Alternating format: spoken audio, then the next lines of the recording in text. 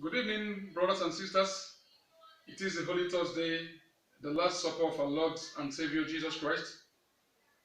Today we are going to be doing Ukochukwu ebeebe by Reverend Monsignor Cyril Ezendoka of blessed memory. I want to thank my brothers Nazarus Ukochukwu in London, Associate Professor Chuka Fred Okoye in US, and from the home front, the homeboy Ferdinand, who have been complementing my efforts in trying to make our Holy Week this year a memorable one, since we cannot gather in church as usual at the wake of COVID-19. So this is a special dedication to my Reverend Father, friend and mentor, Reverend Father Remigius Chukwemeka Ihim, and Reverend Fathers Erasmus Okere, and Reverend Father Dr. Alex Okoro.